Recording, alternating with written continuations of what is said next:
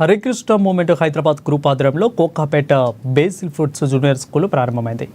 ఆధ్యాత్మిక సాంస్కృతిక రంగాలలో పెరుగంచిన హరికృష్ణ మూమెంట్ గ్రూప్ విద్యారంగంలో తన సేవలను విస్తరిస్తూ దేశవ్యాప్తంగా 14 ఫ్రీ స్కూల్స్ 12 పాఠశాలను విజయవంతంగా నడుపుతుంది.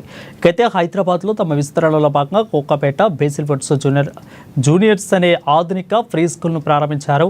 ఇది ప్లే గ్రూప్ నుండి 2వ తరగతి వరకు చిన్నారులు చదువుకునేలా వెసులుబాటును కల్పించారు. పాఠశాల ప్రారంభోత్సవం హరికృష్ణ మూమెంట్ హైదరాబాద్ అధ్యక్షులు హిస్ క్రేస్ శ్రీమన్ సత్య గౌరచంద్ర దాస్ ప్రభుజీ సమక్షంలో ఘనంగా జరిగింది.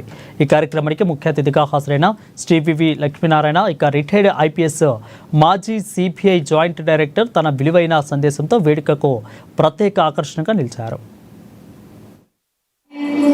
బేసిల్ వుడ్స్ అన్న ఆర్గనైజేషన్ అంటే ఈ స్కూల్ బెంగళూరులో మొదలైంది. ప్రస్తుతం 3000 మంది స్టూడెంట్స్ ఉండి ఒక 6 సిటీస్లో ఈ బేసిల్ వుడ్స్ అన్న ఆర్గనైజేషన్ పిల్లలందరికీ కూడా ఒక మంచి ఎడ్యుకేషన్, విలువలతో కూడిన ఎడ్యుకేషన్ ఇవ్వడం జరుగుతుందన్నమాట.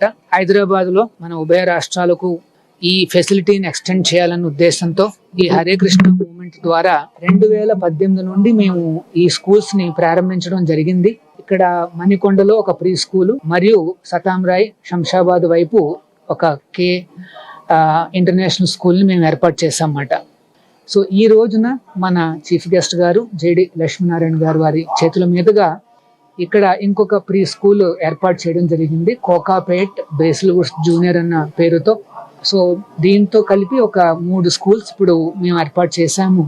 ఇంకా కొన్ని రాబోయే సంవత్సరాలలో ఏ రకంగా అయితే మేము మన పిల్లలకు ఆరోగ్యకరమైన భోజనం అందించాలన్న ఒక మహా ఉద్దేశంతో అక్షయ పాత్ర ఫౌండేషన్ ద్వారా సుమారుగా మన ఉభయ రాష్ట్రాల్లో 23 లక్షల మంది విద్యార్థులకు ప్రతిరోజు కూడా స్వాదిష్టకరమైన భోజనాన్ని అందిస్తున్న అక్షయ పాత్ర ఫౌండేషన్ వారి ఆధ్వర్యంలో కేవలం భోజనం మాత్రమే కాదు, మంచి విలువలతో కూడిన విద్య కూడా ఇవ్వాలన్న ఒక మహత్తరమైన ఉద్దేశంతో బేసిల్ వుడ్ స్కూల్స్ అన్న పేరుతో అనేక రాష్ట్రాలలో పాఠశాలలు ఏర్పాటు చేయడం అన్నది కూడా ఒక గొప్ప విషయం.